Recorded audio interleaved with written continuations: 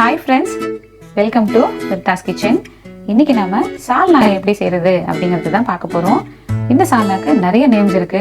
Road கடை சால்னா, veg சால்னா, நான் வெஜ்ல சிக்கன் சால்னா, மட்டன் சால்னா அப்படின்னு நிறைய டிஃப்ரெண்டான நேம்ஸ் இருக்கு இதுக்கு. அதெல்லாம் நம்ம இப்போ எம்டி சால்னா தான் செய்ய போறோம்.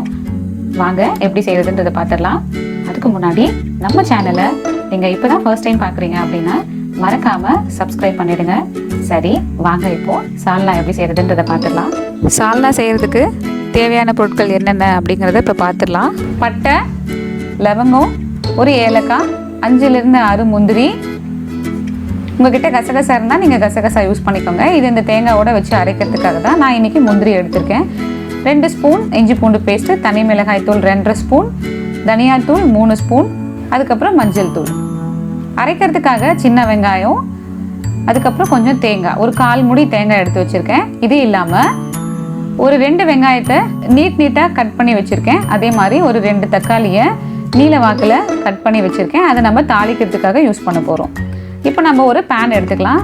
அந்த பேனில் கொஞ்சம் எண்ணெய் ஊற்றி நம்ம எடுத்து வச்சுருக்கிற பட்டை, லவங்கம், ஏலக்காய் எல்லாத்தையும் போட்டு ஒரு வாட்டி நல்லா மிக்ஸ் பண்ணிடலாம். அது பொரிஞ்சு வரட்டும். ஸோ கிராம்பு வெடிக்கும். ஸோ அதனால் கேர்ஃபுல்லாக பண்ணுங்கள்.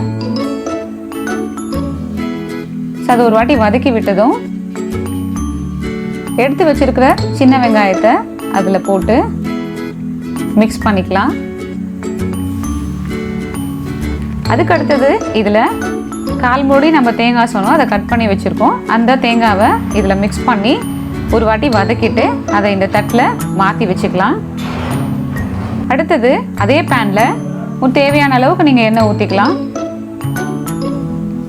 ஸோ இதில் எண்ணெய் ஊற்றிட்டு இப்போ நம்ம நீல வாக்கில் கட் பண்ணி வச்சுருக்கோன்னு சொன்னோம் இல்லையா, அந்த வெங்காயத்தை இதில் நம்ம போட்டு வதக்க ஆரம்பிச்சிடலாம். நல்லா வதக்குங்க. ஸோ அந்த வெங்காயம் பொன்னிறமாக ஆகிற வரைக்கும் நல்லா வதக்கி விட்டுருங்க.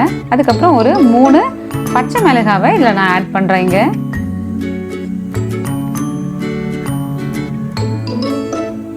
பச்சை மிளகாய் போட்டு ஆட் பண்ணதுக்கப்புறம் நல்லா பொன்னிறமாக மாறிடுச்சு. இப்போ நம்ம நறுக்கி வச்சுருக்க தக்காளியை ஆட் பண்ணிடலாம். ஸோ தக்காளியை ஆட் பண்ணிவிட்டு நல்லா வதக்கி விடுங்க.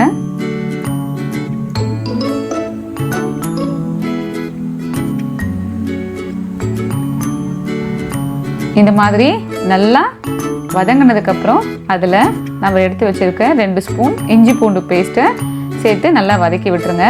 அதுக்கப்புறம் மிளகாத்தூள், மல்லித்தூள், அதுக்கப்புறம் மஞ்சள் தூள், இது எல்லாத்தையும் சேர்த்து நல்லா மிக்ஸ் பண்ணி விட்டுருங்க.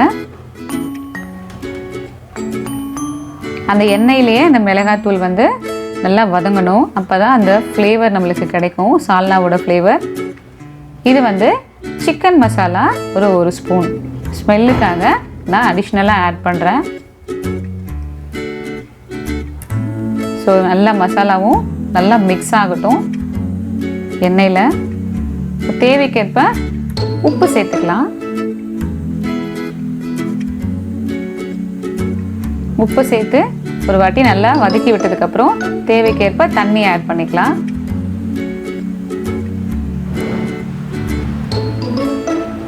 நல்லா மிக்ஸ் பண்ணுங்க. உப்பு நல்லா கரையிற அளவுக்கு. உங்களுக்கு கல்லுப்பு வேணும்னாலும் நீங்கள் கல்லுப்பு போட்டுக்கலாம்.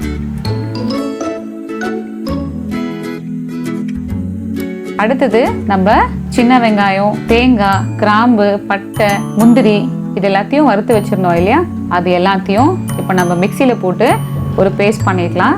அந்த பேஸ்ட் தான் இப்போ நான் இங்கே யூஸ் பண்ணுறேன். ஸோ தேவைக்கேற்ப தண்ணி ஊற்றிடுங்க.